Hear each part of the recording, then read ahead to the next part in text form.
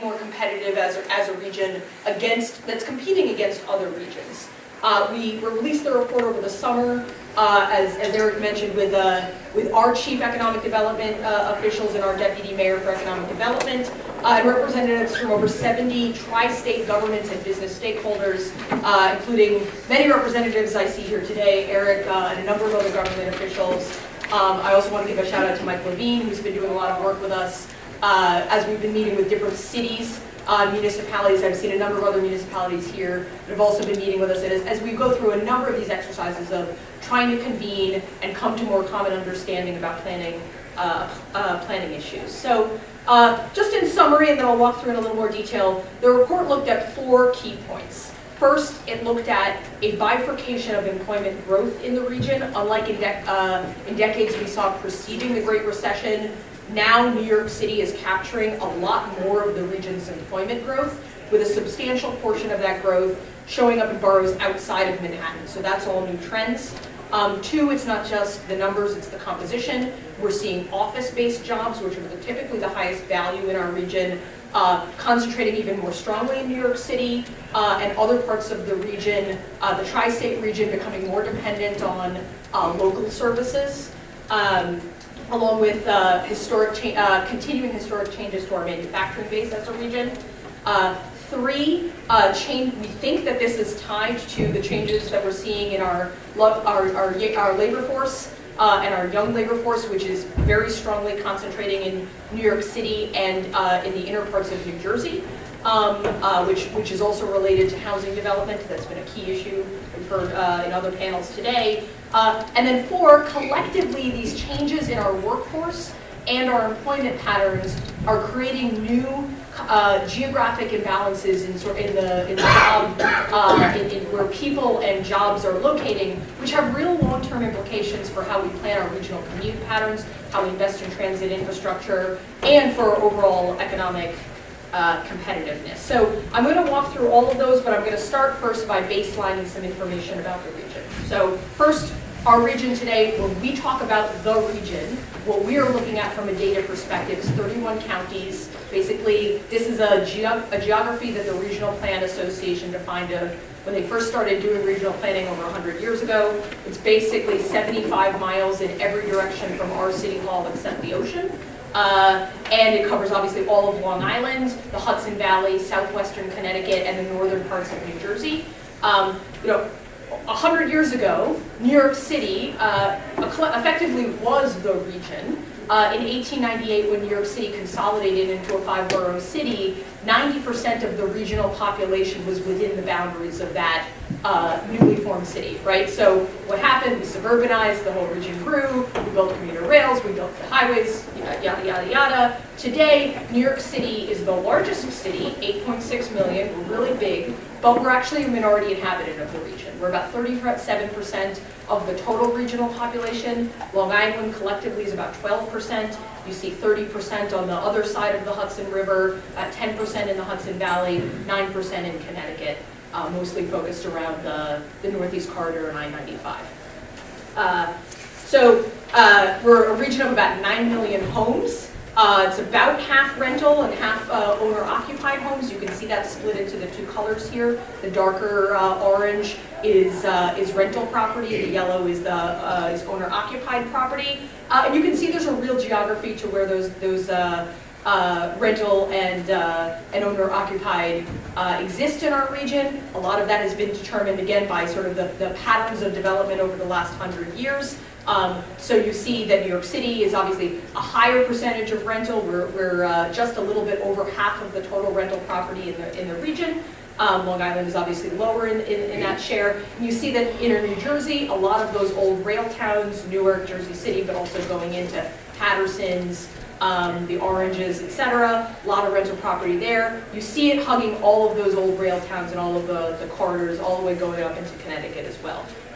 So that's all. That's a legacy issue. As we change, it's these are big bases of housing that we're planning for. That have been built out over the last 100 years or so. And as I'm sure everyone in the room already knows, we have a very large metro economy. It's the largest metro economy in the United States. We have just over 10 million workers. We're about $800 billion in total wages in this region, about 1.7 trillion GDP for the total region, which puts us at just about the level of Russia if we were a country on our own. And ours is all real. I don't know.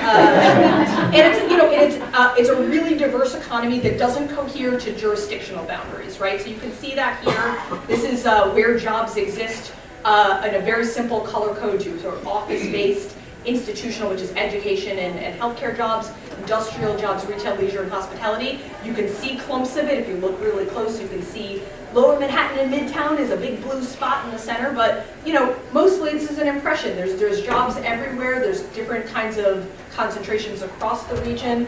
And New York City sits at the center. We're very important. We have about 40% of jobs, and we have about 50% of the total GDP represented inside the city. That also means that half the value of our economy is generated outside of New York City, right? And to this point, New York City and the suburban economies have historically worked as a connected economic ecosystem, and the contribution of both is what's allowed our region to grow over time.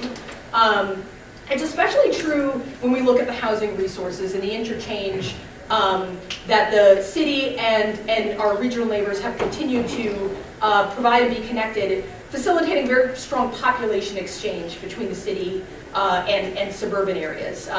Historically, New York City has been sort of the pump that's primed the engine. People come to New York City from all across the globe. And then today it's about 1 in 3 people who leave New York City, stay somewhere in our region as they avail themselves of housing choices and the opportunity to stay close to the action, whether that's jobs, family, the cultural opportunities, right? That's been sort of a long-standing story. There's that connection point.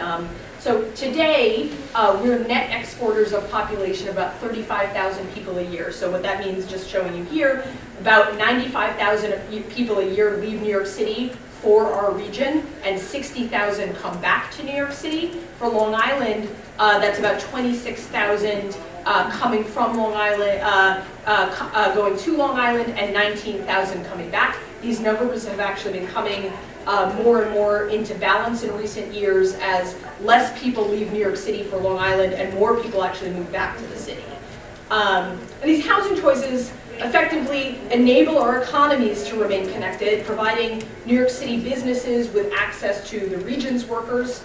There's 1 million people or so commuting into New York City every day from all around us. And we're also seeing the inverse relationship strengthening with New York City residents, of which we are growing our population very rapidly, accessing about 270,000 jobs outside of the city borders. And this is particularly important for Long Island, where we're seeing that increase. About 270,000 people commute every day from New York City, from Long Island to New York City, but another 107,000 come back out, and that's predominantly Brooklyn and Queens workers who are commuting out in increasing numbers. So that's a snapshot on the region today. Now I'm going to talk about how we see things shifting, particularly in the last 10 years after the recession. So coming out of the recession, our region fared okay, essentially. We're growing at par with the national average. But we're nearly matched in the scale of employment growth by other smaller metropolitan regions. So overall, post-2008, we had about 700,000 jobs, about 0.8% average annual employment growth. You can see that's the most nationally, but places like San Francisco, which are about a third of the size of us, not so far behind in terms of employment, growing at about twice the speed. Los Angeles, about the same. Boston grew a little faster than us. Miami grew a little faster than us. Dallas, which has room to grow in all directions, growing much faster than us, more than twice as fast. But when you look inside that number, what you see is that what's really buoyed the growth of the region is employment growth in New York City. New York City, of the nearly 800,000 private sector jobs that we added in the post-recession period, 3/4 were inside New York City. And remember, I said there's about 40% of employment within inside the city. So 40% of employment, but 75% of the growth. So there's a real imbalance that's occurred in this cycle. The city rebounded faster in the recession than other areas, particularly versus northern New Jersey, which is about 30% of our jobs, but just about 10% of the private job gains. You can see 0.4%, much slower. Long Island actually fared the best of the suburban economies at staying basically at that national average trend. The story of the city's in concentration of employment here follows a longer trend of recentralization that we've been seeing in the region's employment gains, where following the 80s and mass suburbanization of jobs, particularly to New Jersey and Long Island back in the 80s, the city has crept back over a few economic cycles, increasing how much employment is in the city over time, until we're now at that 75% mark going forward. And what's notable about the growth post-recession is the strengthening role of New York City's boroughs, right? We know that Manhattan is a primary job location for the region, and we're continuing to see its role actually concentrate even more. We saw more growth in Manhattan than it currently has as a base. But what's new is really, you look at those numbers in Brooklyn, Queens, and even the Bronx. 170,000 new jobs in Brooklyn. Gosh, look at that compared to southwestern Connecticut, with Stamford and Bridgeport and New Haven all in there. Basically 4,000 new jobs in that same period. So places that had once been the sort of first option to Manhattan, that the geography of that has really changed, and we're seeing that really concentrate in places like downtown Brooklyn, Williamsburg, Long Island City, and maybe you've heard something recently about how we might expect that trend in Queens to continue even more strongly into future years. And what you see here, as I said before, it's not just the number of jobs, but it's what kind of jobs we're seeing and the patterns of those sectoral breakdowns. So in New York City, we saw a lot of office-based jobs, and in net, we saw the other sub-regions of our tri-state area declining in office-based jobs. We saw a lot of growth in education and healthcare across the board, so New York City got a lot, but so did other locations. We saw continuing industrial declines in most areas of the region. That's part of a long trend. We saw New York City actually show a slight uptick. That's sort of related to the fact that we have less to lose at this point, and a lot of construction gains. And then we saw retail, leisure, and hospitality growing again, primarily in similar amounts to population growth. And just to break that down a little bit, in a little bit more detail, on the office side, what you see is that everybody lost financial jobs after the crash, but New York City uniquely got back a more diverse grouping of professional business services, management, tech, media, information jobs, much more strongly concentrating in the city, and so we were able to rebound back from the loss of financial more strongly than other areas of the region. You see that in the institutional sector, a lot of growth in education in the city, but also at other institutions, including Long Island. You see the Hofstras, you see the Stony Brooks showing up in the numbers. Ambulatory healthcare and the growth of medical services showing up, very important for the Long Island piece, and as well as other areas of the region. Hospital growth, also more important here. And then you see in that industrial sector, again, you see New York and Long Island leading the construction pack, goods manufacturing really declining across the region, and transportation and warehousing showing up in New York and New Jersey primarily. Here's what that looks like on a county basis. It's not even across the regions, and even within Long Island, you see Nassau and Suffolk performing slightly differently. So for office, for instance, you can see Hudson County on the opposite side of the Hudson River shows up as a pretty strong increase. Places like Jersey City and Hoboken have seen office growth in those areas most proximate to Manhattan, but those haven't been enough to offset declines in the suburban campus parts of North Jersey, like Morristown and Parsippany. Education and healthcare, you see Northwell for sure showing up in those Nassau numbers and the growth in the Lake Success area. Industrial, New York City, growth of the airports and our construction jobs showing up in there, as well as Suffolk industrial jobs showing up in the area around Trenton. Showing up amidst the rest of those overall declines, and retail, leisure, and hospitality growing in a lot of locations, but particularly tourism showing up as well in those Suffolk numbers. So that's the job side. Now I'm going to switch to talking about people.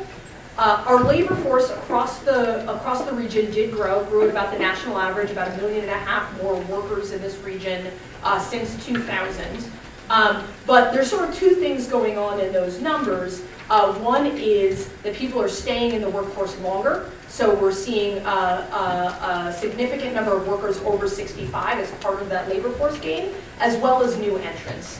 You can see in the bottom right here how much of that gain in different locations is due to the age 65 growth. So to isolate the effect of new entrants and new labor, which we think is a real indicator towards employment health, we also mapped particularly the growth in younger workers, the age 25 to 54 in the labor force. And this is mapped to municipality boundaries across the tri-state area. What you can see here is that region-wide, we added 400,000 new young workers. New York City added 440,000, so collectively the rest of the region declined.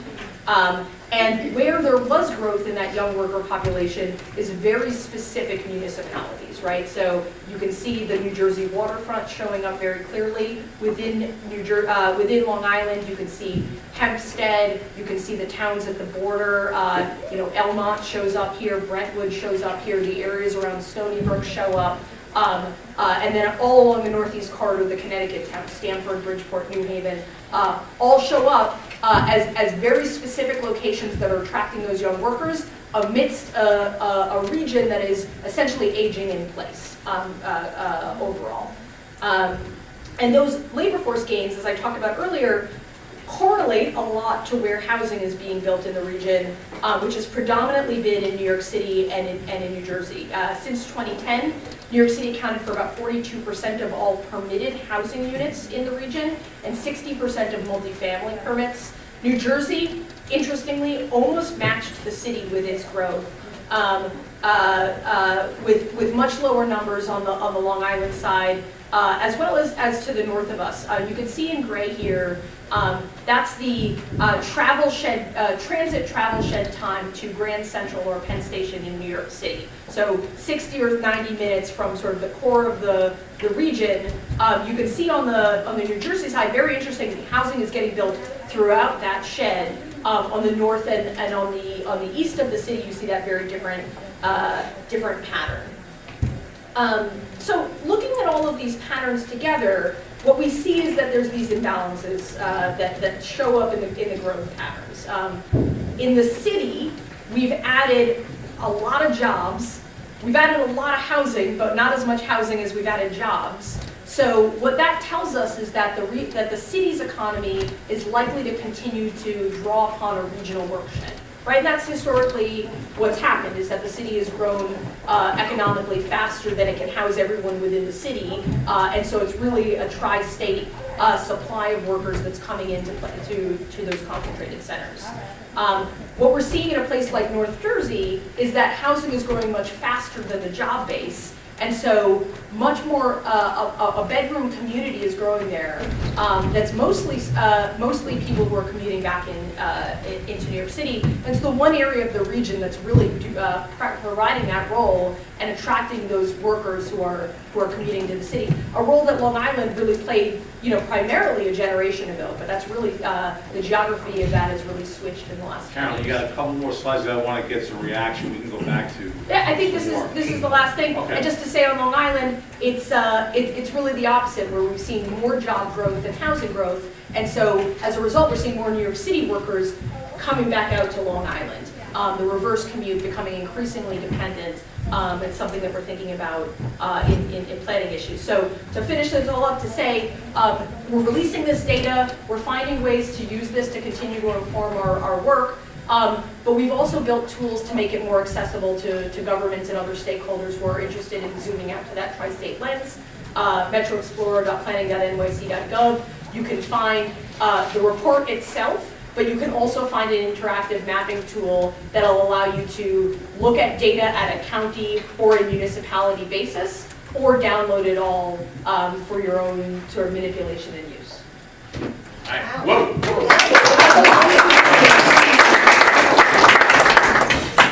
And if you didn't memorize all of the statistics, Is it going to be on the test?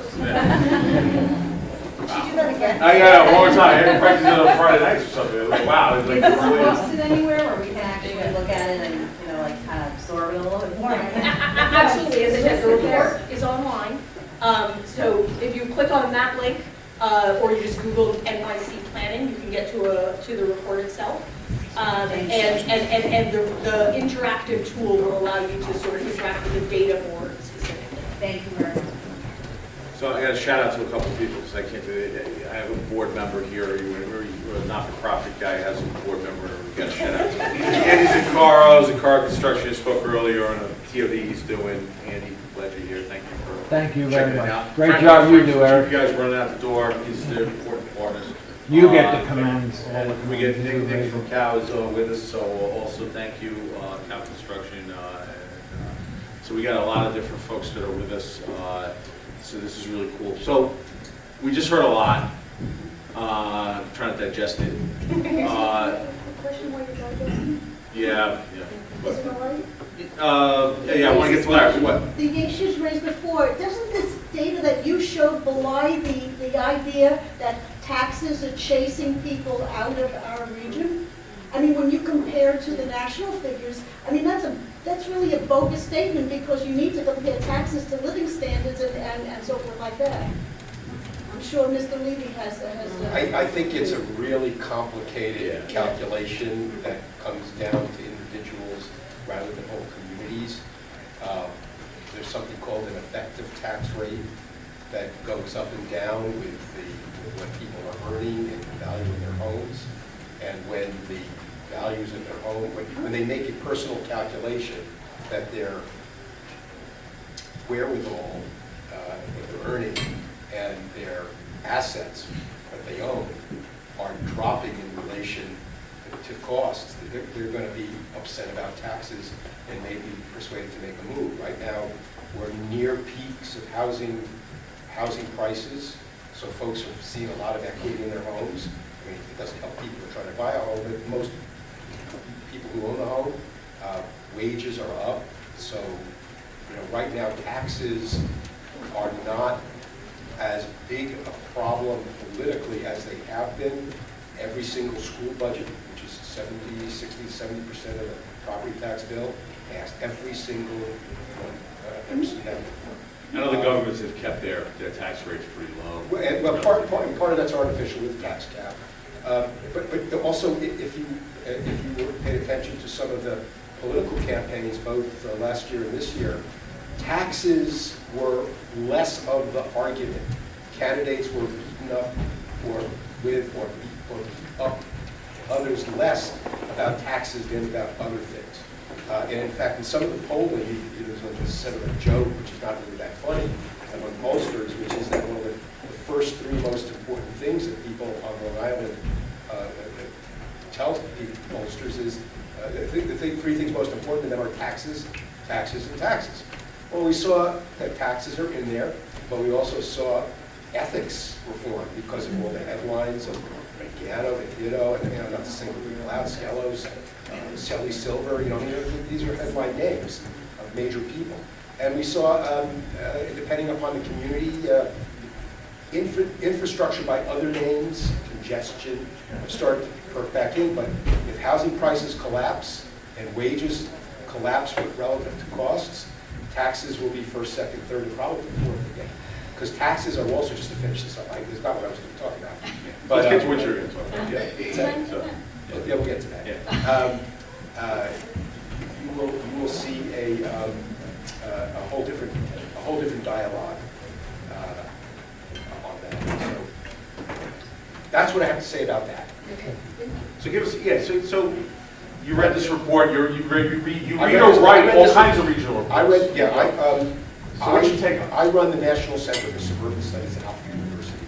As Eric said, it's an academic research center that works on an international, national, and local scale. And a lot of what we do locally are models or pilots or something that may have a replicable value someplace else, as well as on Long Island. One of the things that I have to do every year is oversee the writing of the Long Island Regional Economic Development Council report. It's an update. It's something the governor created over 10 meetings, and then it's a competition for a share of $750 million.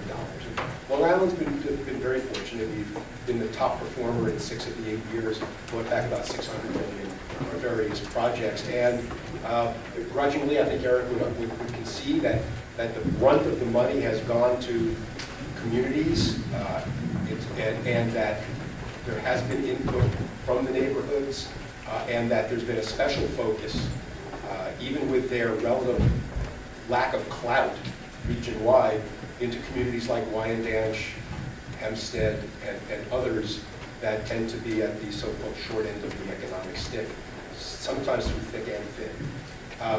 So I say that for two reasons. One, which is that your report was very, very helpful. There was a lot of that, particularly the housing numbers related to jobs, against the whole issue of taking a holistic approach to economic development.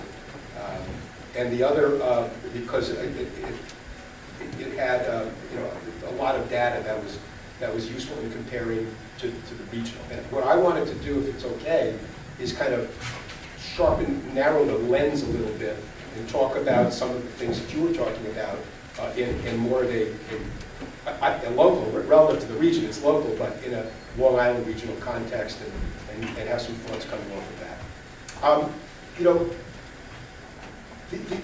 There's a lot of great economic news on Long Island, and I can run through a whole bunch of it. Economic activity is $200 billion. There are a lot of countries that don't do $200 billion in economic activity. There are 1.3 million people employed, and put that up against the 270,000 who leave. We are employing here in our communities, in our major commercial strips, more than 1 million people.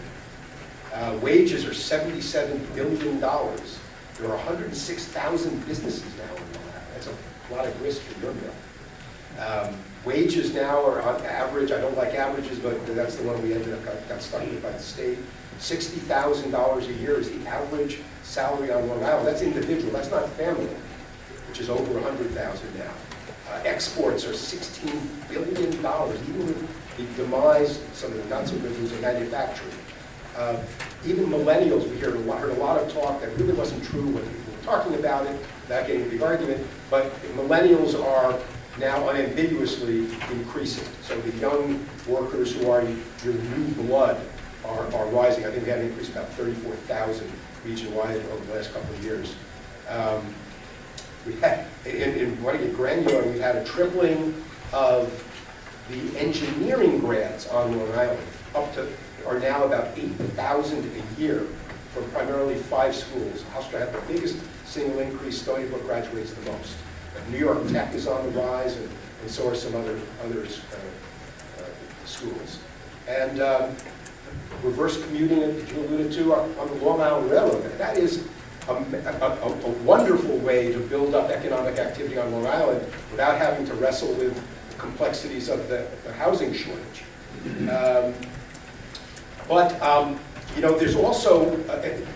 There's also some of the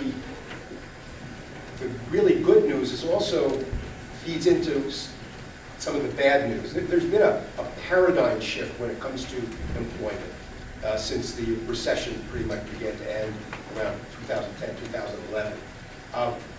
Back then, the Regional Economic Development Council focused on creating as many jobs as they could. It didn't matter where they were, what they were about. You had an unemployment rate at 8%, which for Long Island was bumping up against historic, post-war historic highs.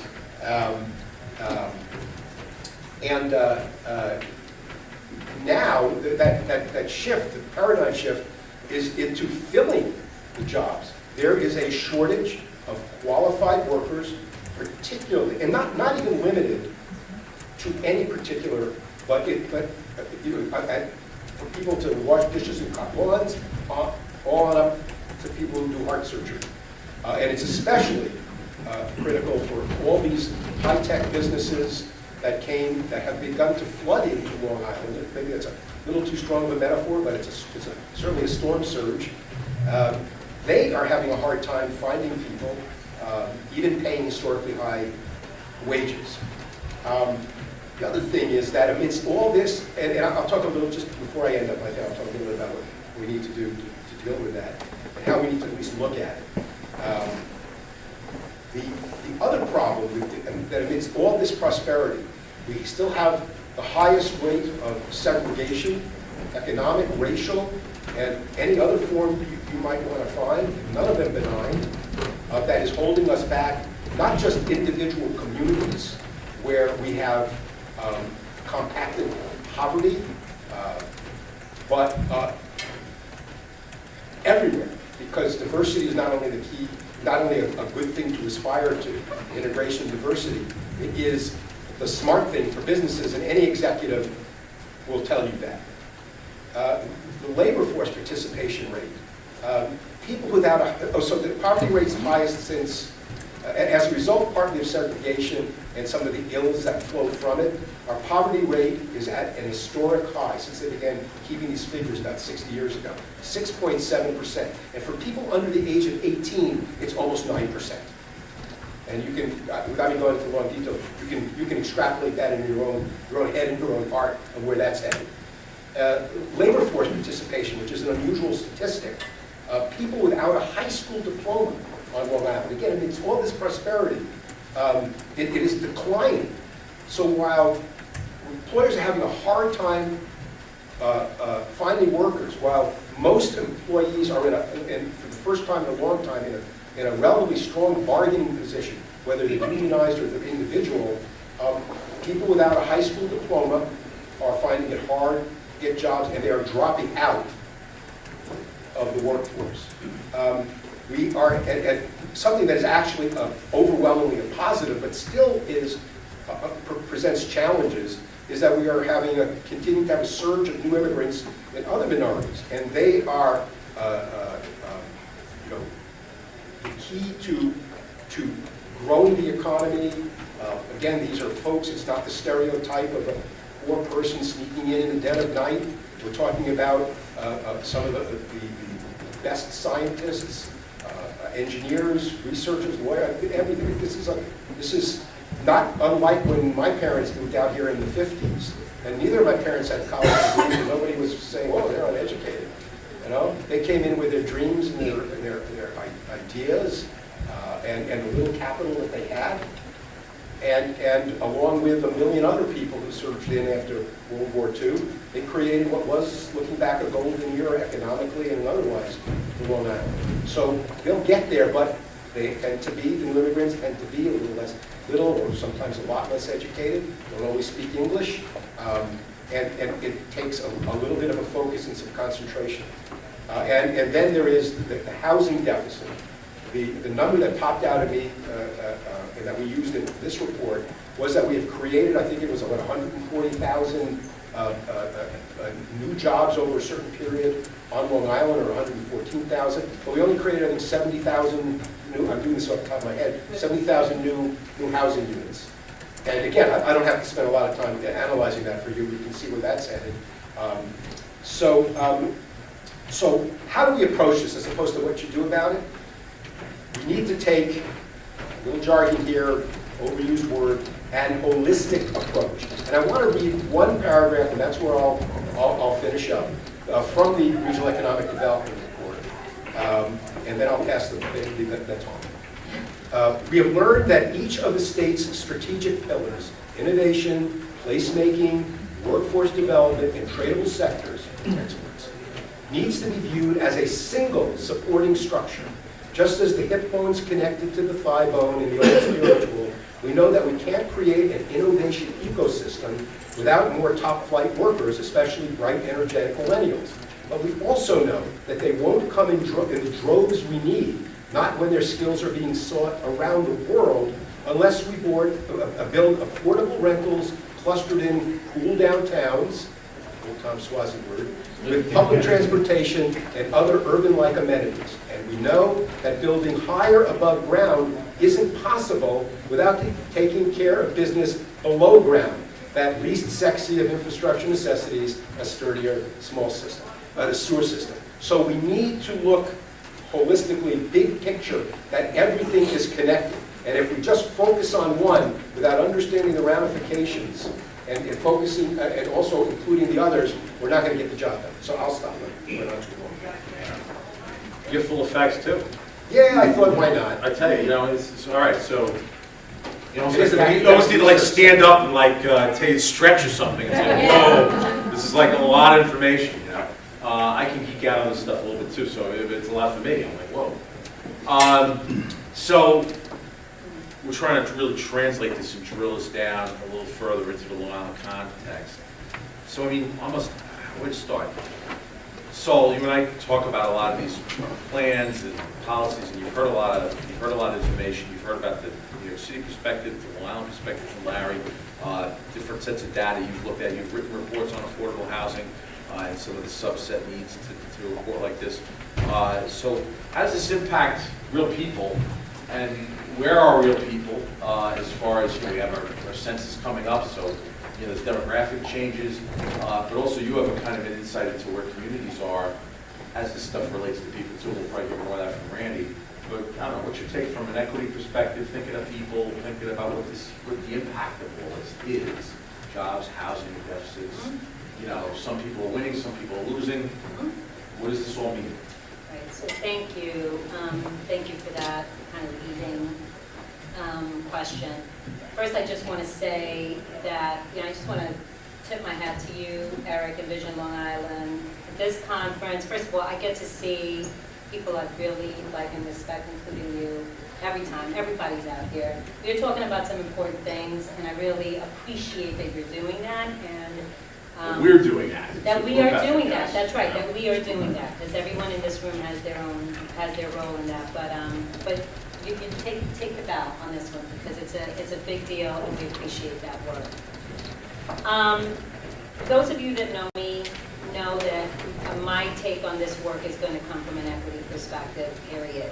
I'm going to say 4 things initially, and then I'm just going to get into my comments. First of all, averages don't tell Long Island's story. Yet, much of what we hear is about averages. Long Island is doing well after the recession. Long Island has great schools. Long Island's wages are going up. Long Island has a low unemployment rate. Those are averages that when you drill down deeper into communities, it does not tell those community stories. The second point, we're only as strong as our most vulnerable, period. And we'll talk a little bit about that. The third point is that equity must be the lens that drives future growth. It cannot be seen as a standalone issue or and by the way. And then the fourth is this will require commitment from every sector, because it's a big call. So when I think about this work, I think about 2 numbers. The first is 24 billion, and the second one is 2030. So 24 billion. In a report that we funded, which by the way, Eric said that we've written studies on housing, we haven't, we funded them. I should say that the Long Island Community Foundation, I should have started with this. The Long Island Community Foundation, for those of you that don't know, we are a philanthropic organization. We make grants to nonprofits in Nassau and Suffolk County that help to improve quality of life for all residents. We funded, along with our partners at Citi, and Colleen is here from Citi, Community Development, and worked very closely with the Urban League of Long Island, because on a study that really kind of showed, racial inequality here in our region and how that had an impact on our economy. So that 24 billion, Long Island's full economy could have been $24 billion stronger in 2014, which is when, when they had the data, if racial income gaps were eliminated. And then 2030 is the year when the majority of young workers will be people of color. Yet, racial and income inequality on Long Island is huge and persistent, and we know that. Many people of color face racial and economic barriers, racial and geographic barriers to accessing economic opportunities. The historic segregation that we all know about that's been interwoven into the history of Long Island has led to concentrated poor, disinvestment, which Larry was talking about, poor schools, and limited opportunities. Long Island's new growth model must be driven by equity, and it must, in order for just and fair inclusion to actually happen, we need to make sure that we have policies in place and access to opportunities where everyone can participate, prosper, and reach their full potential. New development and economic investment must address in a real way persistent racial inequalities in order to ensure a strong economic future. This policy link report, and I'll just show it to you because if you haven't seen it, you should take a look at it. It's on the Urban League's website, and LICF would go to the Urban League's website because it's much nicer. It indicates that key drivers for inclusive growth include economic vitality, which is access to good jobs for the less educated people, readiness, which is growth, which is to make sure that people are ready and have the skills to enter the workforce, and then connectedness, which is transportation and mobility and access to affordable housing, right, that communities do. Yet 42% of census block tracts on Long Island still don't have a single Black person resident.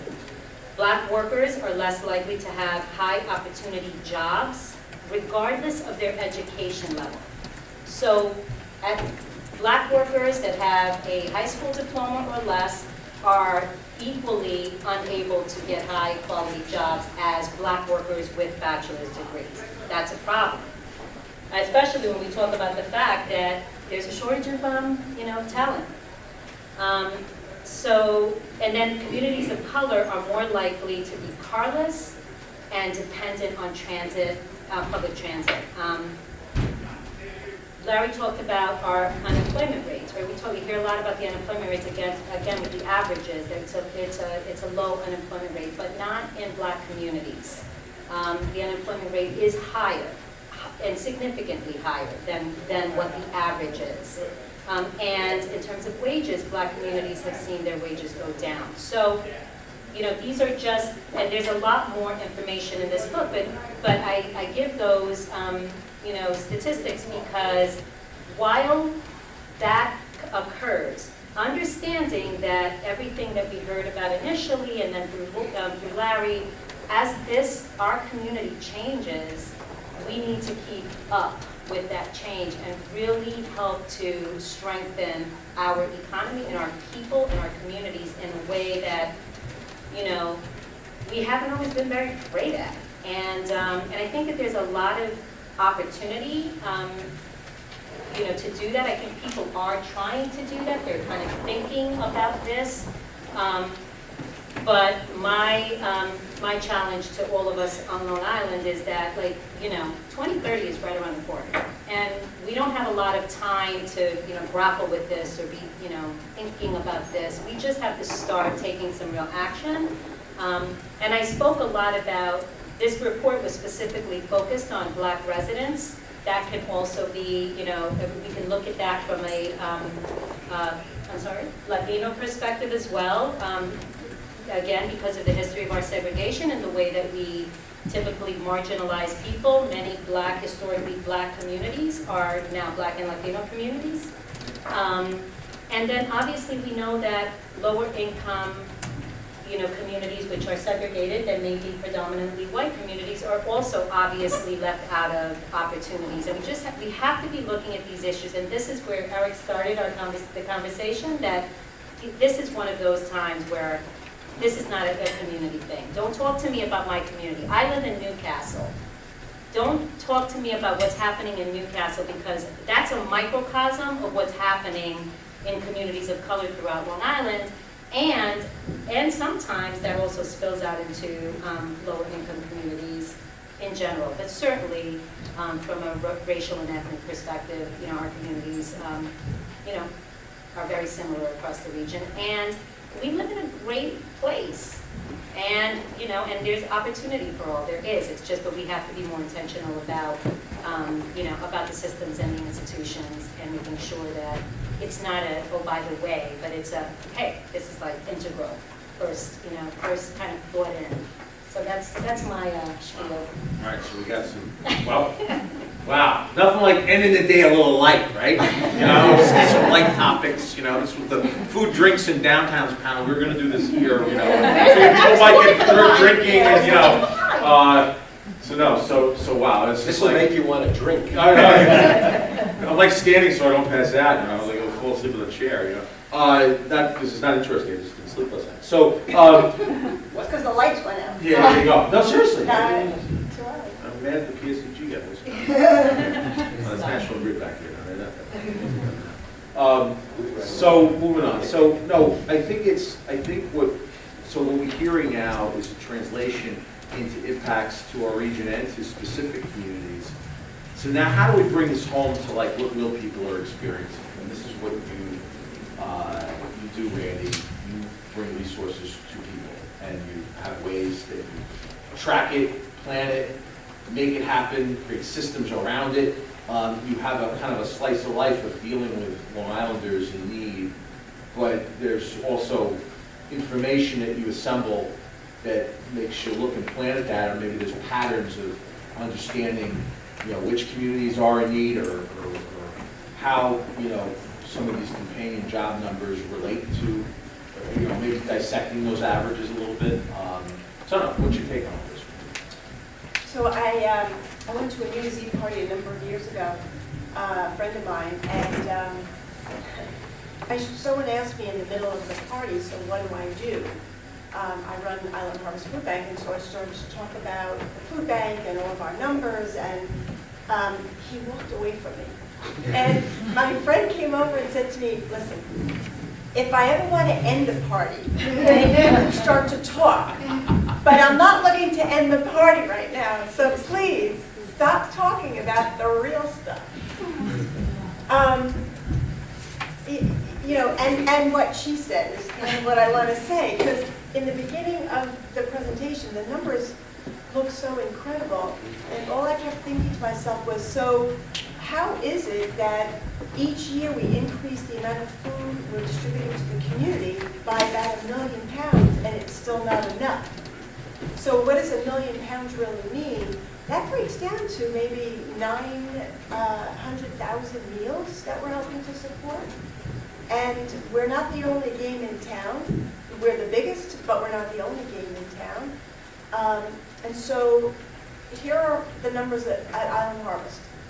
We're helping 300,000 people across Long Island with food, support, and services each year. And so we know the numbers that there are about 3 million people on Long Island.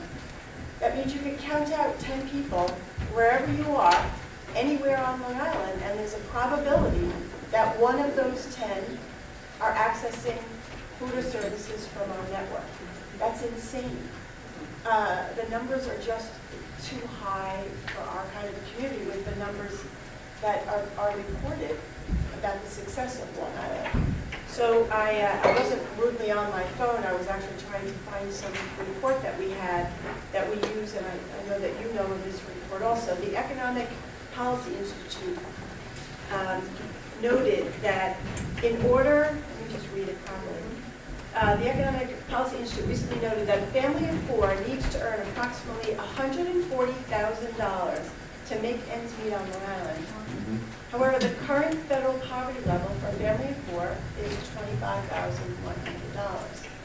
And so what the Institute did was they broke down the monthly costs of housing, food, childcare, transportation, healthcare, necessities, and taxes. And that's a monthly total of $11,700. And so think about it. How many people on Long Island are earning $140,000 in the household? So that's why we're helping 300,000 people across Long Island. You know, when you look at some of the incredible nonprofit organizations across Long Island doing really impactful work, and you hear from them about how many people they're serving, and you get blown away by it, they're helping 5,000 people, 20,000 people, 50,000 people. We're helping 300,000 people with food. It's a basic need that we all have. Plus, all of the other services that I call, the umbrella that I call impact beyond food. Because we're not going to end hunger by just giving somebody a can of food. Even if we keep giving them a can of food, we're just helping them for that moment while they're using the food that's inside that can.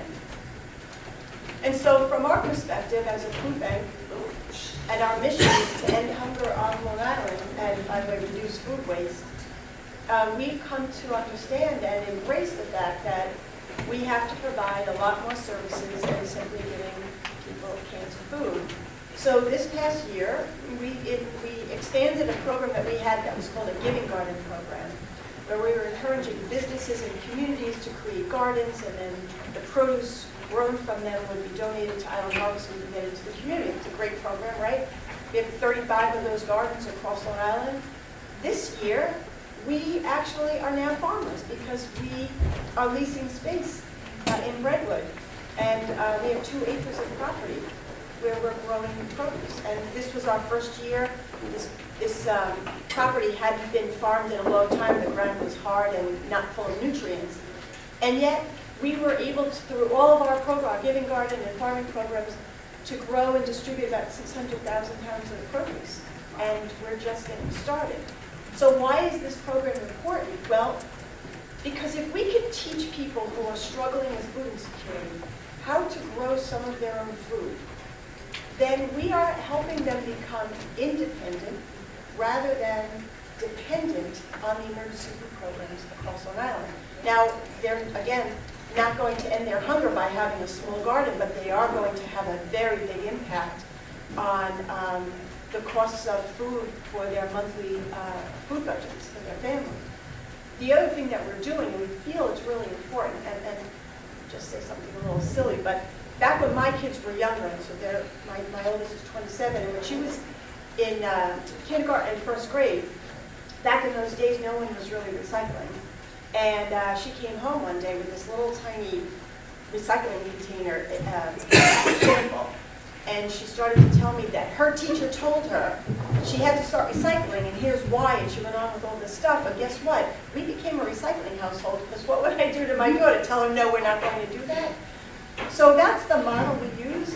We go into schools, and we're teaching children, elementary school kids, about good, healthy eating. And we talk to them about that intersection of health and nutrition and food insecurity. We bring fresh fruits and produce in. We're helping them with gardens so that they can grow it.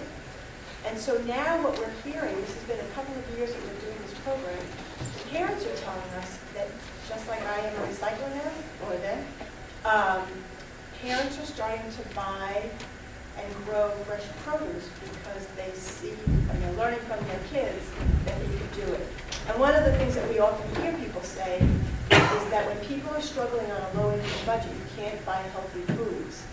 And while in a large part that might be true, there is still a big impact that people can have on their diets. And so we and a lot of other organizations across Long Island are concentrating on nutrition and education, because we have to flip that switch a little bit to teach people about it. And so I wanted to just for a second more, if it's okay, we talked a lot about employment issues and some of the unemployment problems that we have across Long Island. There are some interesting jobs that are desperately needed, not just here on Long Island, but across the country. And one of the biggest ones that I know about, because it impacts Island Harvest, is trucking. And so kids are graduating high school, and we're not pushing the trades as much anymore as we used to. And kids are not feeling that they don't feel as comfortable going into trades, and there's this push that they have to go into college, even though they may not be college-bound, ready students. And so across the United States, and I can tell you that the food bank industry across the United States is struggling with this issue, we can't find enough truckers to drive our vehicles so we can move the food to where it needs to go. And we've started to talk to other industries about it, and it's not just us.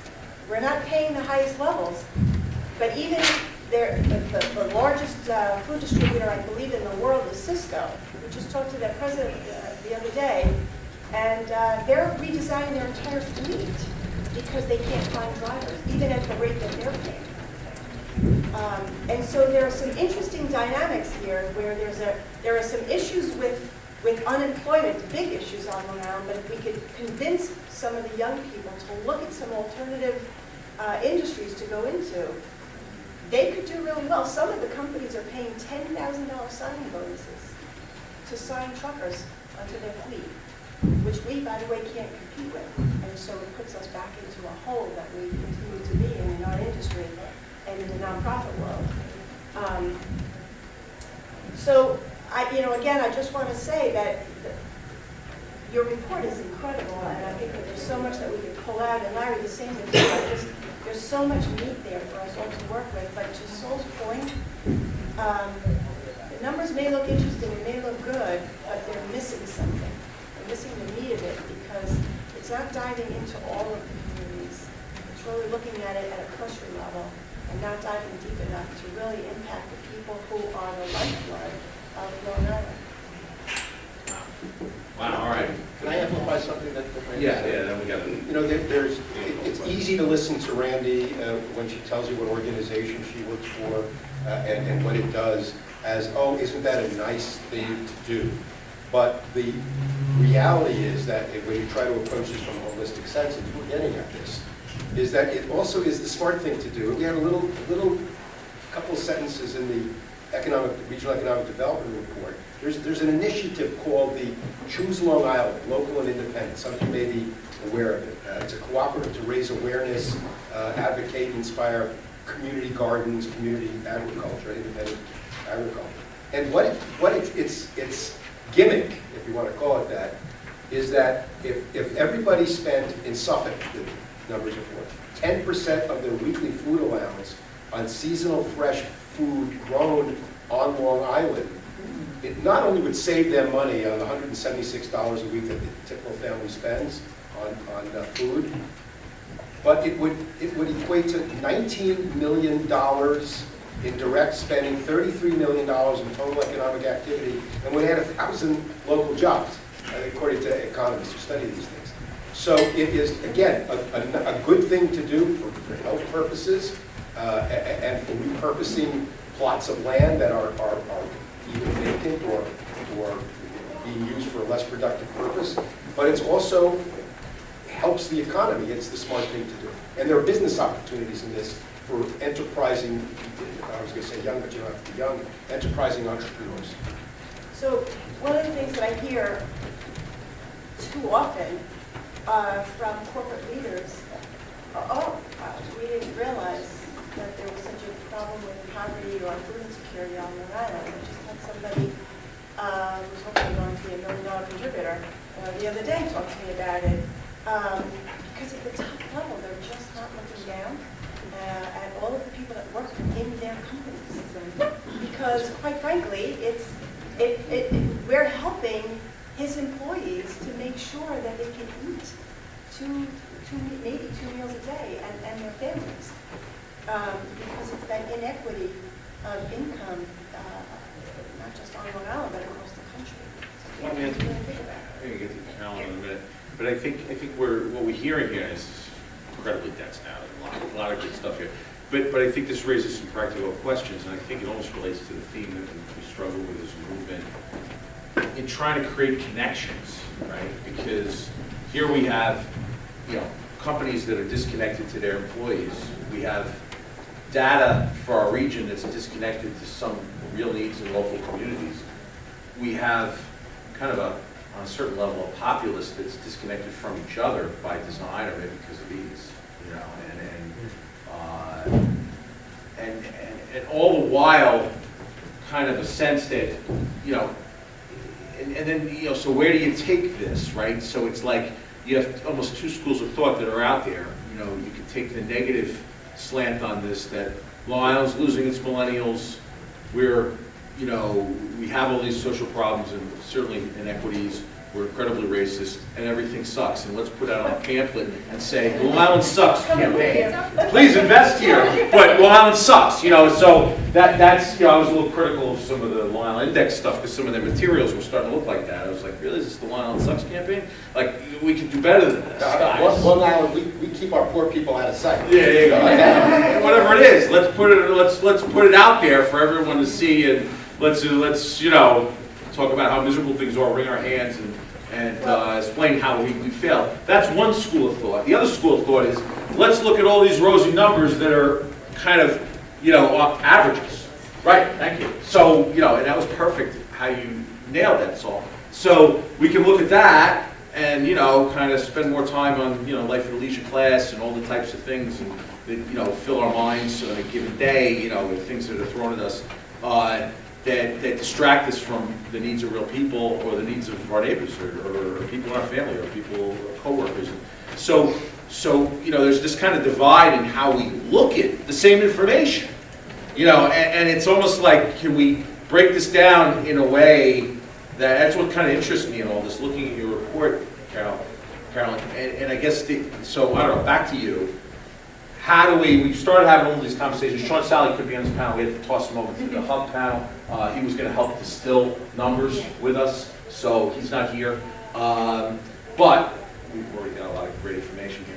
Carolyn, back to you. How do we take some of this information and make it a little more, give it maybe a clearer picture for Long Island, for us? So first I want to just compliment you again, Eric, and I don't think there's any conflict in how we're all seeing this. I think we have scalar views on the same exact problem, and I really appreciate, Saul Marie, your focus on equity, because of course, from New York City's perspective, I think that's really been one of Mayor de Blasio's real contributions to our planning vernacular, is to see everything from the equity perspective. And One NYC is really framed around that and seeing that growth is an equity picture. And I think that we're all describing a region that collectively is prospering in certain ways and becoming more unequal in certain ways. And that is part of a global trend, right? It is New York City and our role as a global center that is one of the sort of generators that is affecting why that's happening to all of us. But you can't understand it as a global trend, and you can't even really understand it as a regional trend, though those are some of the drivers. It affects real people on the ground, right? In all of our different communities, from New York City to Long Island to the Hudson Valley to New Jersey. And I think the challenge that you know, so that's, you know, what we're all facing is a system that's affecting all of our local communities in different ways, but being driven by similar forces. And I think from a planning perspective, the solutions are exactly as you say, Eric. How do we think really practically about physical connection points between our on-the-ground solutions? Several years ago, under the Obama administration, there was a program that HUD ran called Sustainable Communities. That was a first attempt in our region, I would say a nascent attempt. Somebody doesn't like sustainable communities. It must be the Trump administration. It was a real national attempt here, I think, to do exactly that, to try and take on-the-ground planning to create mixed-use, responsive economic development, address housing affordability in TOD situations, and to think about where those connection points are. And I think that while that effort has faded in some respects with the federal funding that created that, it's really still philosophically where we think about it in the city when we're thinking about housing affordability, inclusion for all, economic development that includes, you know, different kinds of job strategies focusing, yes, on high-value office jobs like Amazon, but also on people who do not have a full degree. Really thinking about those holistically. We're thinking about them in neighborhoods all across our city, and then how those neighborhoods affect and connect to one another.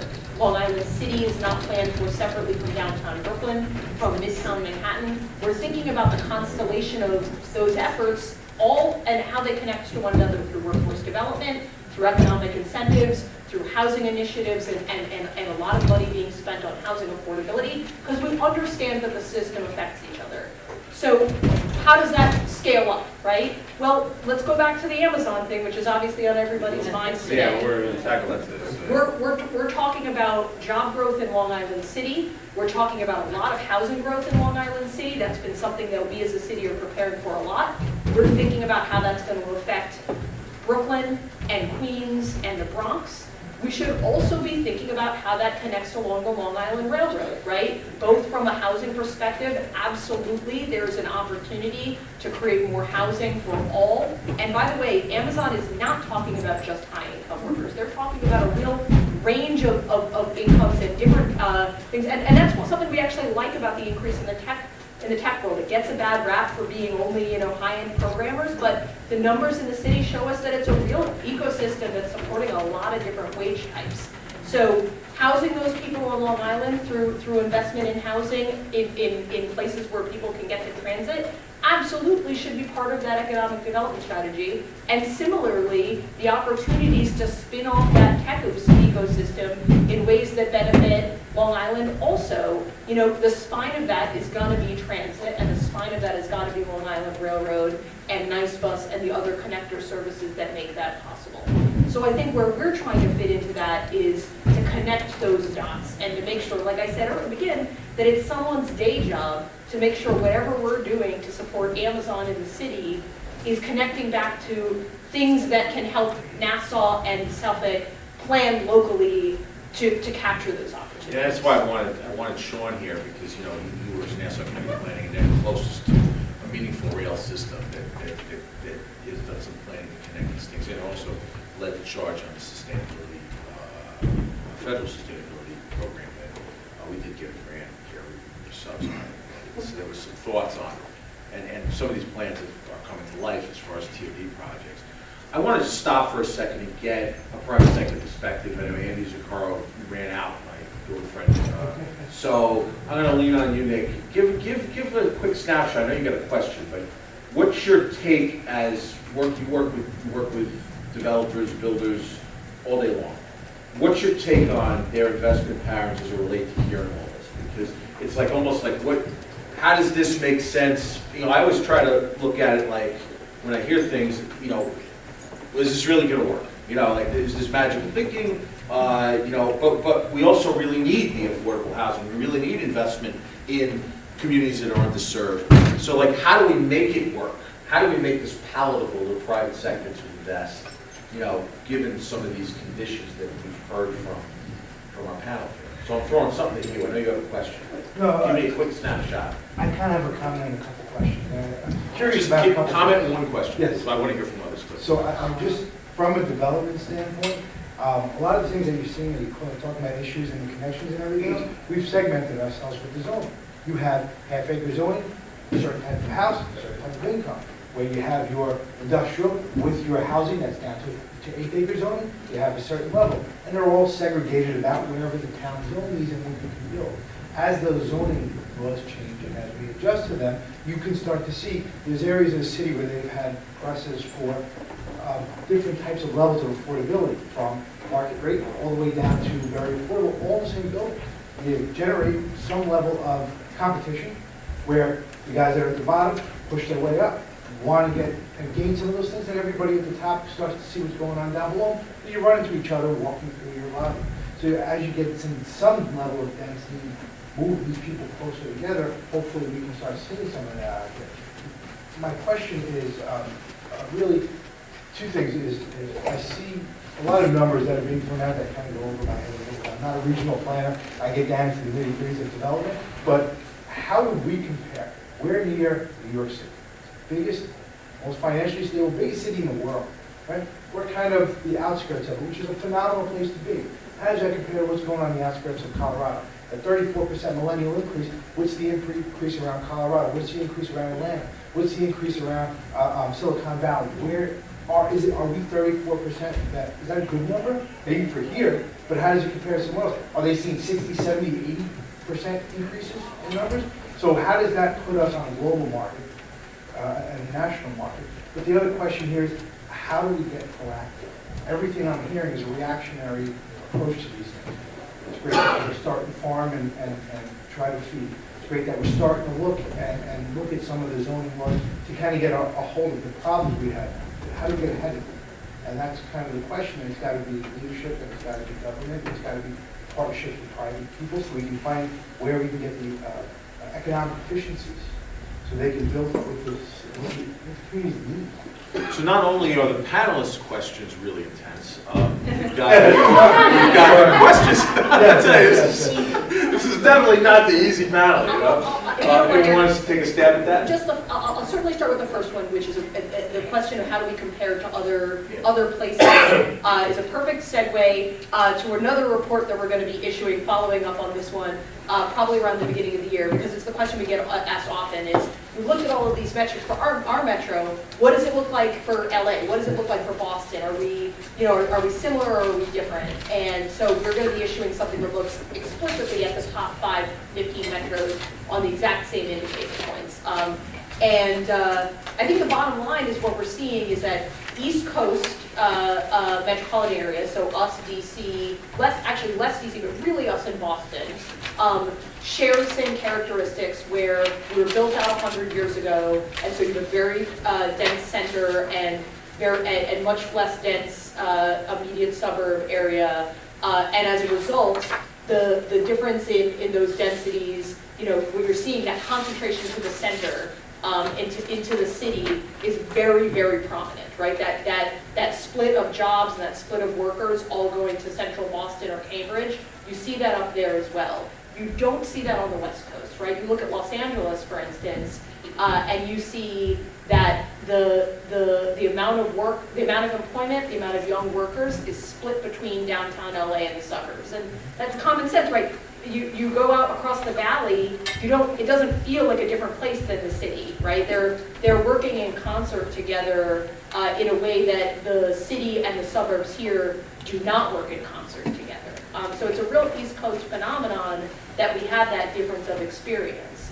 It seems like they master plan that way.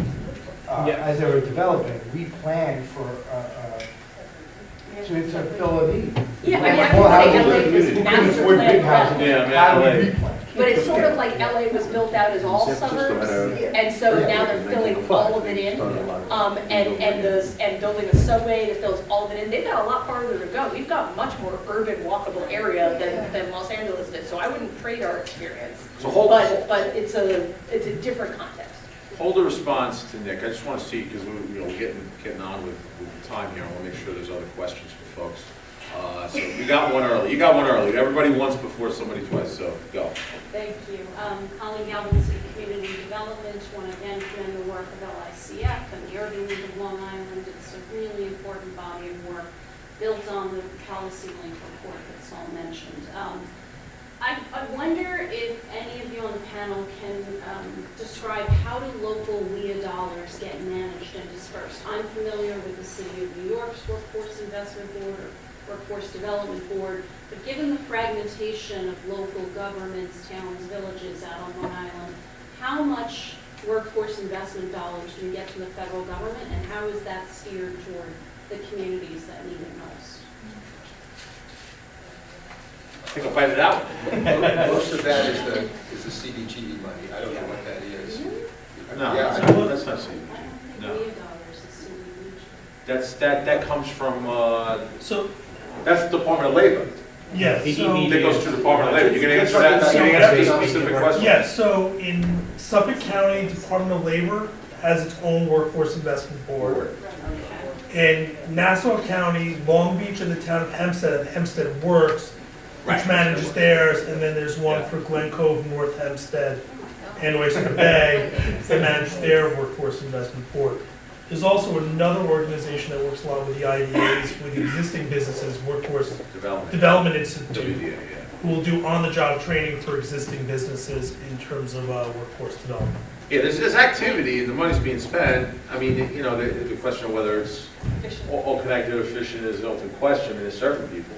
I mean, they're real people doing good things on a daily They're basis. serving people and apparently well, because they attend all the workforce development, work group meetings, but relative to the number of people in the economy, it's such a tiny, tiny amount. It doesn't really move the dial. It should be done more efficiently, there's no question about it. I thought your question was about economic development dollars that flowed into the region. That's a different question. I misunderstood your question.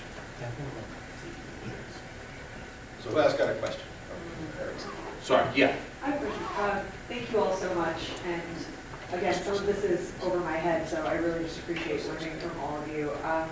My question, I guess, is directed towards you, Randy. I love your intervention of the farming and getting involved in schools to address some of the inequities, and it reminds me a little bit of community gardens in a lot of New York City neighborhoods. And I guess as we think of maybe one issue like healthy eating or others, do you see that interventions can be replicated from, say, an urban area to a more suburban area like Long Island? Or does that difference in geography mean that different interventions are often necessary and kind of just... I think tweaking interventions, I don't know that they need to be completely different, but I can give you an example. One of our colleague organizations in the city, City Harvest, had a program that we tweaked and worked with the Long Island Food Policy Council called the Healthy Corner Store Project. And so the idea is that the bodegas and small stores like that in some communities are the only opportunity for some communities to get food. And in many of those cases, or most, they don't accept SNAP, which is food stamps, and they don't offer a lot of healthy foods. And so it was a pilot program. It was successful, but it was very intensive, so it wasn't continued, unfortunately. But we went into a healthy store. The first one was at, I think, Mastic Beach. We found a store owner, a bodega owner, who was very, very willing and interested to turn things around. And what we did was we started to train him on good, healthy eating opportunities. We made some connections for him to some suppliers where he could buy different types of foods. We helped him redesign his store, re-merchandise his store. And so the not-so-healthy foods were now in the back, and the bananas and oranges and healthy foods were in the front of the store. He could not have been more excited to be part of this pilot. It was great, it was successful, and we took it to, I think, 2 other places. It's very intensive, but it can be replicated. That's one example, but I think things like that can be replicated. Poverty is poverty. Right. Communities are communities, in a sense. So, in New York City, it's obviously more dense. But when you have a low-income community, they typically are very similar. They're dependent on the local bodega, the laundromat, and the religious institutions. So that's sort of the lifeblood in some cases. And so what we need to do is focus some of our work there. So we do SNAP outreach in the laundromats. Right. We're working with the local churches to reach people so that we can provide other services. I gave you only a couple of examples. We have many, many of them, and so do a lot of the other organizations across Long Island.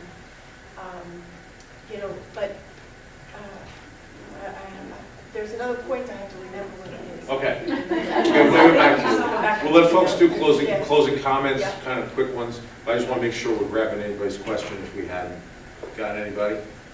George. I'm going to try to do a scatter shot on a couple of these here. Pick one. Let's see. Callan, when you were showing the job growth versus Housing growth. versus the housing on that, obviously Nassau Suffolk has the uniqueness of being an island, which of course Jersey doesn't have in up north states. So you have this problem of the cost of land in order to build on. So you can have a tremendous increase in the number of jobs without housing falling behind, only because of that problem. There's no more levered houses being built in developments. It's all spot, and when the spot's going, it's always $1 million house now. And that's where Eric had the genesis of going with the mixed use. You have mixed use, you have transit development, things of that nature. So that goes in. on to Marie? Yes? Sorry. Yes, so, oh, so. So Marie, you're right. So, but, yeah, So question, George, get a question. Oh, question, okay.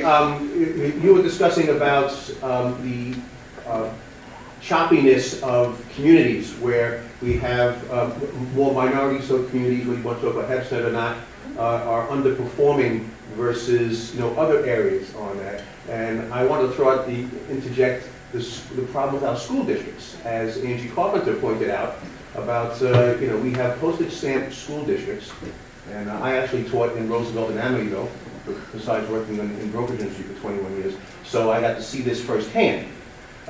Question. Oh, okay, well, Sorry, man. actually what I was trying to do is get a conversation going Okay. about, when we talk about averages, okay, and I think it's more important than the question, is that we have Dr. Levy here talk about averages. Doctor. No, doctor? Mr. Levy, and then we have Sol here talking about the inequity that's going on. Randy will talk about on the bottom end of that. But I also feel that a lot of it has to do with the fact that we have postage stamp school districts, that most communities, the cost of your house is geared towards, how well your school district is doing. And if we had more consolidation of school districts, a lot of this smoothing out would occur. I was actually teaching at Roosevelt 12 years ago under Dr. Ross when they were under state control. And the state gave them $100 million to build all new schools there. It was pretty dysfunctional, okay? I didn't have a clock on the wall or a doorknob on my door, okay?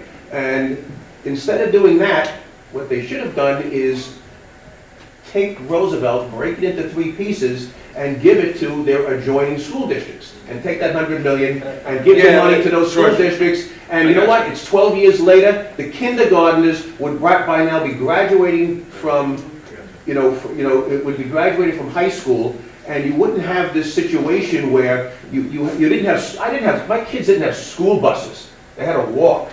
I mean, it was BS. It opened my eyes to a lot of things that was going on. Okay. So, the question to you is, how do we bring about more equity? I guess I hate that word equity on it. How do we smooth things out so that everyone is treated in a more equal fashion? All right. Guys, everybody here is like intense today. This is like, oh, whoa. All right, so let Larry get the first stab, and Sol Marie, you follow. There are a lot of magic wands out there. When I was an editorial writer and a columnist at Newsday, I killed forests worth of trees writing about them, and I still believe in them. Consolidating all the school districts. And a whole bunch related to that. It is not going to happen in our lifetime, at least, maybe some people here are younger. So I think that focusing on it when there are many other incremental steps that could be taken that actually might help set the stage for consolidation by creating familiarity. It does not breed contempt. So, you talked. You can disagree with me all you want. You shouldn't have your credentials to do that. That's fine. But I have come to, with my 31 years at Newsday and 11 years at Hofstra, and a few years even before all that, come to embrace what Hillary Clinton used to call, not that it takes a village, because we have too many damn villages. Oh, sorry, words, Larry. The best smart growth examples are villages. Don't mess with villages. But that's an example of another magic wand. Let's eliminate something. It's not going to happen. So why even bother with it? I've come to embrace the school of smaller steps. And when it comes to and there are easily identifiable, for example, in the school situation, 12, 15 districts, easily identifiable, where 80% of the non-white kids are packed, which are not only the poorest economically, but tend to be the poorest performing. And there are techniques, there are best practices that could be applied. And while you will not reach statistical equity again in my lifetime, you can really begin to turn things around. Being in all or nearly all minority district does not necessarily mean it should not have to be a failing district. There are plenty of school districts, even on Long Island, which are, if not majority minority, they're pretty darn close, and they're doing, maybe they're not Great Neck or Syosset or Jericho, which are the tops in the country, but they're right there at the average and sending kids to Ivy League schools. So there's an awful lot of things we can do. Equity within the tax system, equity within school aid system, equity within the allocation of services at many levels. And that's where I really think we need, and that's where Eric comes in, and where his strategy of taking the regional, localizing the regional. Don't ever say that to anybody. I know. I always say, Eric, you're such a fraud. We're gonna doctor the tape. I always love to say, Eric, you're such a fraud. I said, the reason that you survive and you're so successful is that you've managed to regionalize all these communities into a force for both planning and accomplishment. But that's private, like last night at midnight. Very private, very private. So that's, I'm sorry, I run out of, with due respect, and I apologize, I run out of patience for all the stuff that I wrote editorials about for a very long time. It needs to be said. We're going to have great conversations on racism. You ought to go to at least one of them, one's at Hofstra on the 5th. And they'll, it'll get conversations going. But some of the things that if I could wave that magic wand and sum up the planning tooth fairy, it would change things. It's not going to happen. This is taking hard damn work. Foxhole to foxhole. So. I mean, I would, do you want me, I'm like you, I'm all about I understand what Larry is saying. That said, every time I hear that there are some schools and communities of color that are doing okay and graduating, of course, they're graduating a few students because, children are children and they're bright and they're doing the best that they can, but those schools still are worse than white schools. I'm not talking about the Jerichos. I'm talking about the predominantly middle income. My community, if I tell you Newcastle, I don't know what you think about Newcastle. I don't know what you think about it, but it's a very middle income community. And, and the school is just not okay for me. I sent my children to Catholic school because 70% graduation rate, 68% graduation rate, that's just not okay for me. And yet I pay really high property taxes. So I do feel, I would say, and as quickly as I can, because I know we have other questions, but I think that people like you that have this experience just really need to be a part of the conversation. And I was going to say the same thing. Racism is holding these, Just Long Island series. And I think that, we need to really have a conversation about this. And people that, people that have been experiencing this that didn't know about it beforehand. People of color are always going to talk about this, but it's important for us to not just be the only voice at the table saying, hey, this is what's happening in our community. It's important to have, other people who may have experienced those kinds of things and say, you know what, this didn't happen in my community. I don't understand why that's happening in that community. Come to the table and give some solutions for what we can do. There's a lot that we can do, and I know that it may, I just think that there's, I'm not going to let people off the hook by saying, oh, that might be, too lofty. And I understand that we're not going to consolidate school districts, but in a way, who knows? Like, why not? If that's where we're starting, right? Whoever thought that civil rights would have happened, right? But it did, because you have to think big as far as I'm concerned. Let's get last question here, and then we'll do firing rounds or final. Me? Yeah, sure. Oh, good. You haven't spoken yet, so. No, thank you very much. A lot of good insight. But through a lot of the conversation, I was thinking, how can we address a lot of the things that you are looking at without taking a step back and looking at the family structure? Because families on Long Island, I would say there are a good few single moms out there that have more than one child. So I think maybe we got to take a step back and say, okay, let's look at how are we going to fix that part of that poverty problem, and not look at it as a racial thing or. So you're throwing a real social. Yeah. Who wants to take that one? That's not a social, this is an economic, this is one of Right. the great No, no. economic problems facing Long Island and a lot of other places are the lack of childcare. You are basically disenfranchising, kicking really out of the workforce or being able to be fully productive, mostly women, because that's how it shakes out, unfortunately, in our society, are not able to get jobs, hold jobs, be relied upon by the definitions of their employers because they don't have adequate and safe childcare. And this is something that will be addressed in the next 3 to 5 years. So I have the number on that. Oh, good, On this good, good. budget calculator. So I'm really pleased that you brought that up and that you brought it to that issue because it is the single most expensive piece of a monthly expense budget. $2,900 it's showing here. Housing listed here as $1,900. Food is $900. Transportation is $1,200. Healthcare $1,200, etc. But childcare is $2,900. And I can tell you that I met with a number of women a couple of years ago who were living in a shelter. They had job opportunities, but they couldn't take them because they didn't have childcare. Because there was a requirement in the shelter that you must be the one to take the child off the bus and put them on the bus. That means you can only work You have to be 2 places before at one time. 9 o'clock, and then, I mean, after 9 and before 3 or 2, whenever your child might get off the bus. Who's hiring you to do that? Yeah, so they stay, they have to, they're forced to stay out of the job force because they can't afford And it. then further the poverty. So we gotta wrap, so I'm gonna let these guys do final questions. Okay, well, all right, we gotta be quick. You guys will want to keep going? All right. Just one quick comment on the childcare, is that that's not just a barrier for people of low income, middle income, that's a barrier for everyone. Yeah, no, it's across the board, yeah. It's the highest expense, that's why people are happy when they get a job at school, or their employer has childcare. Something built in, And it's gonna be a very big issue in the next couple of years, because there is no such thing as a single income family.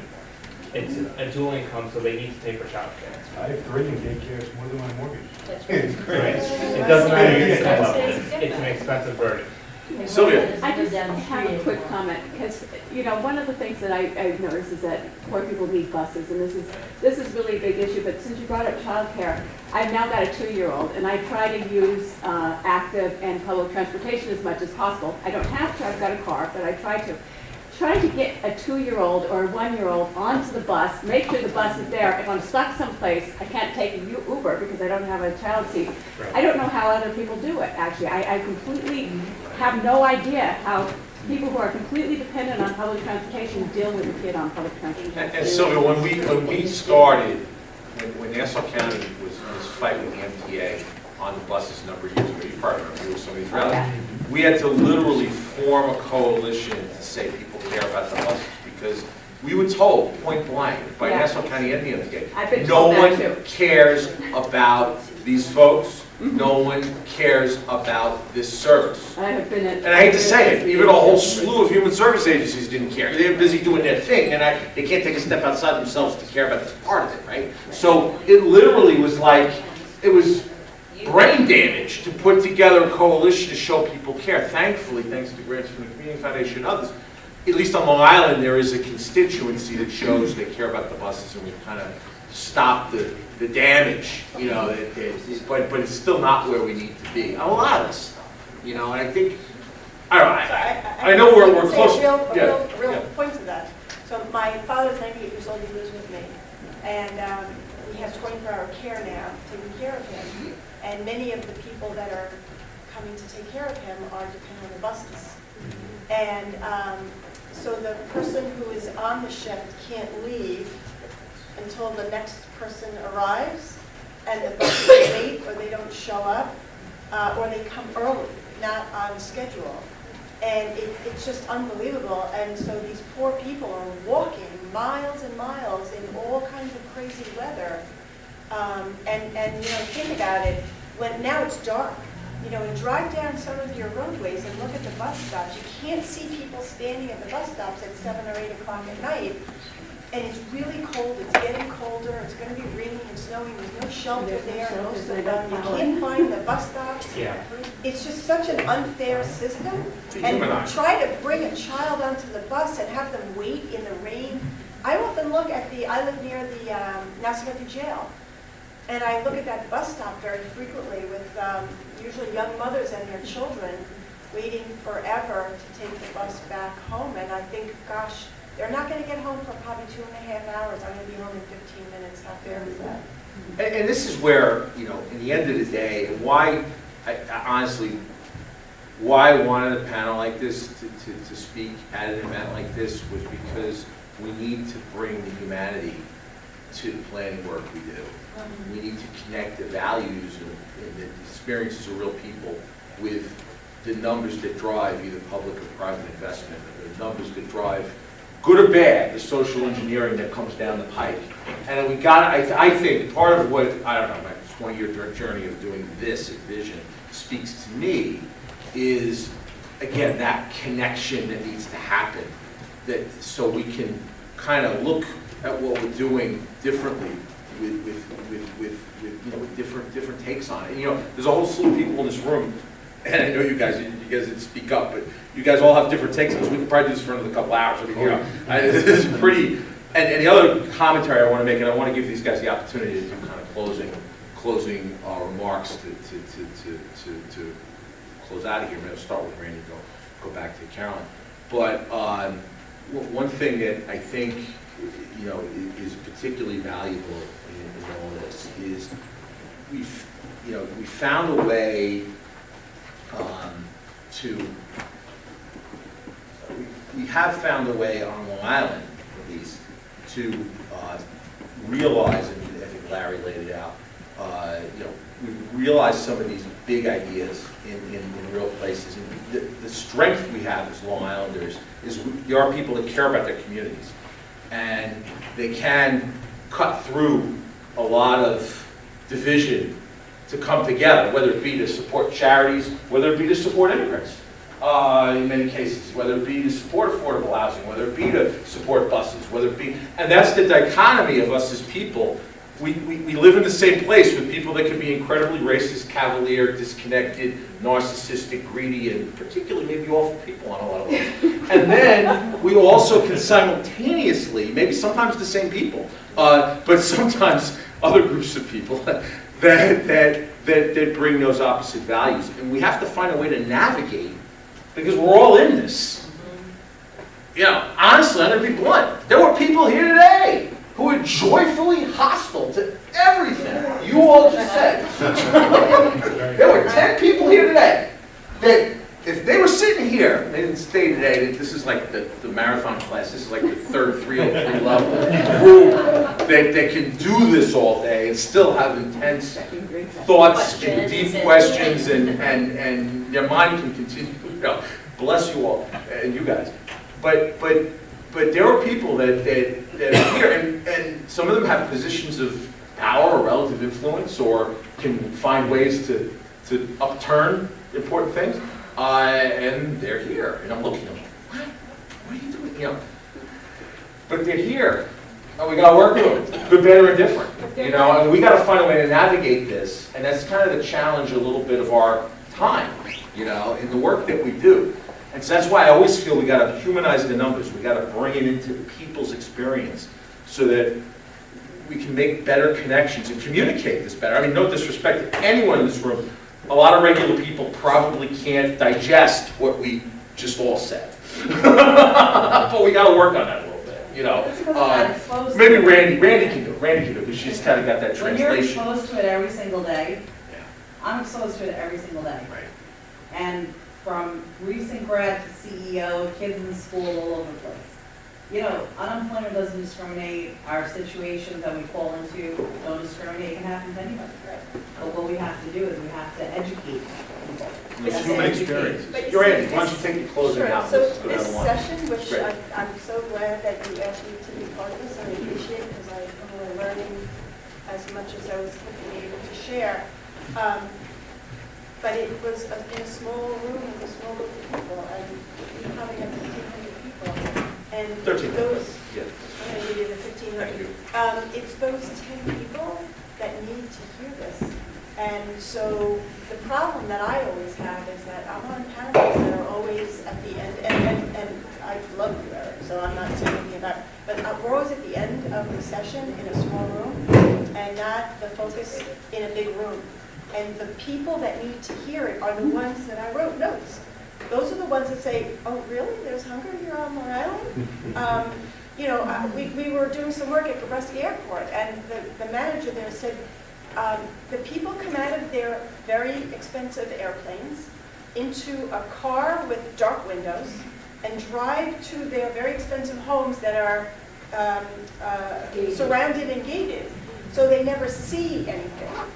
And there are people right here in our communities that are living the same way. And I struggle to have conversations with them because they think, oh, it's cute what you do. This is a business. I run a $25 million business. And I'm only one of, there are 6,000 nonprofit, more than 6,000 nonprofit organizations on the round that are registered with the IRS. And nobody's knowing, they don't know about what we're doing in all of these important organizations. We all are seeing the same people. So we're helping the people that went to the mental health organizations, that go to the places looking for housing and health, and you know, and these poor, and I don't like to use terms like this, but these people are struggling, going all over. They're hidden because there are these other people that really dictate what happens across Long Island that never actually take off the blinders to see what's going on. And that's one of the biggest struggles that we have. Because if they, so here's this expression, this is where I'm going to end my part. I didn't write this, I wish I did. I often thought that someone should do something. And then I realized that I'm someone. And if everybody listened and said that and then lived it, we would be a changed society.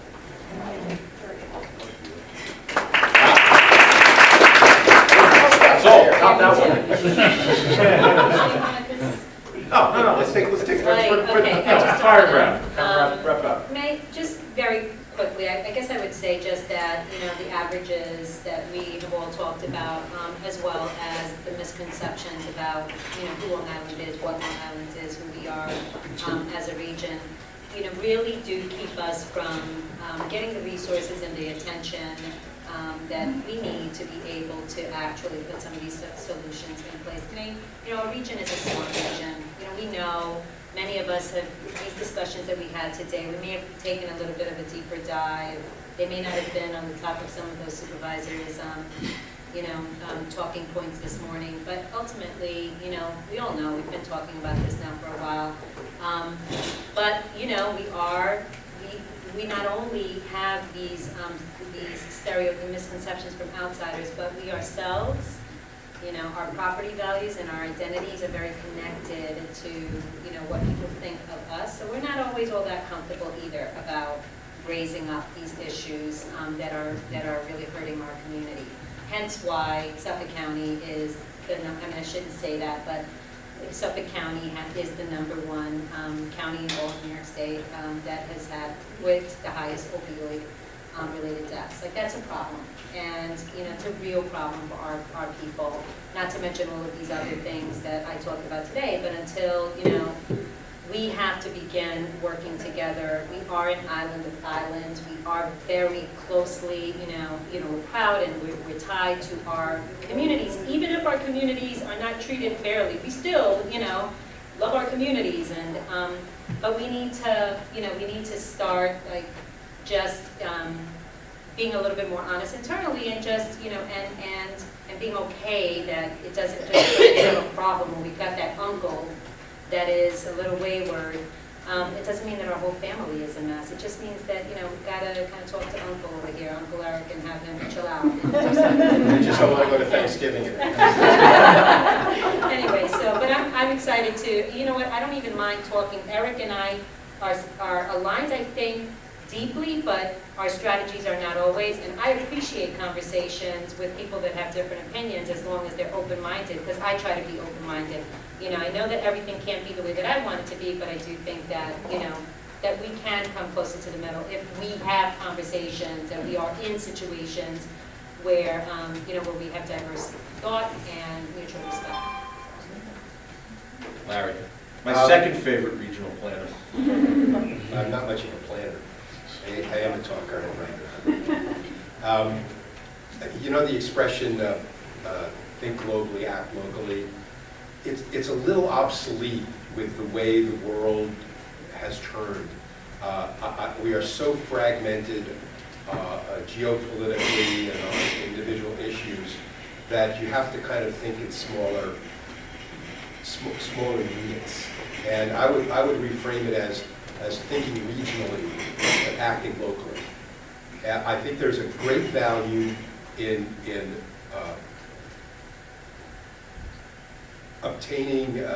creating and obtaining a regional consensus, as long as it's not just framed by people like me, but it also involves input from folks in the various communities that may be affected.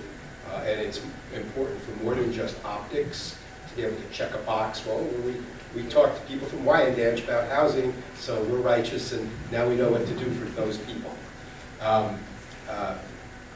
You will, if you've formed as many citizen advisory groups as I've had to meet grant requirements and for other reasons, and you listen, you really do learn a lot. But as I said when I was having a little tussle with you, that I think that we are now at the point where the realities of Long Island's fragmentation, and this is where the suburbs are a different place than trying to solve things in the city, where if you get the agreement of the mayor, the city council president, or those major leaders, a couple of big business leaders, you'll pretty much be able to get things done if you have competent people doing them. On Long Island, we can sit around and think these big thoughts and come up with these great ideas on the editorial pages of Newsday, and you can't get them done regionally. So the focus ought to be, and I think there is a regional consensus on almost everything now. I'm sort of regionaled out, which is why Eric and I are growing closer and closer in terms of process. I'm coming over next Thanksgiving. But you need to come up with ways of dealing with these issues on an intensely local basis. And it, of course, starts with the local people. I mean, the best housing development proposal is one that the community thinks is the best. Or else, there is no mayor, there is no village board that is going to approve it. That's a political reality, you know, whether you like it or not. And there's nothing wrong with trying to come out, because villages, there are types of villages, and you can come up with replicable models by doing a pilot in one place, and it'll probably apply to 15 or 20, but it won't apply to 124.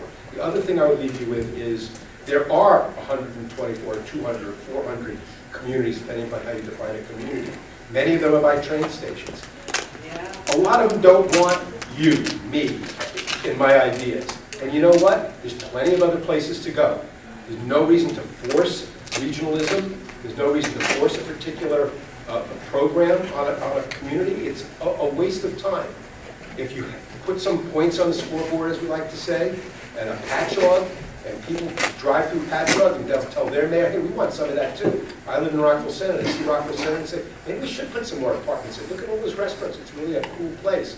So that's it. I mean, think regionally, understand the consensus, develop models that could apply to 10 or 15 places, but act in, and it's hard work going village to village. Easy to talk about it. Hard to do what Eric and some of the developers and community groups who work together with him. Well, you stole my line. I love it. Which I agree with everything you said. So I'll be quick and just say, one, sounds like I should apologize for being the guy at the party with too many numbers. Hopefully you'll still invite me back. And two, to say, just, you know, again, I think New York City really cares about Long Island solving these problems, you know, and addressing these challenges and thinking about an equitable and sustainable future, because it's all of our futures. And they are local problems, and they have to be solved extremely locally, foxhole to foxhole, as you said. But we stand ready to be a partner where we can be, because only by solving our challenges together do we get to a collective, that collective equitable and sustainable future that I think we all want to see. All right. Let's give these guys a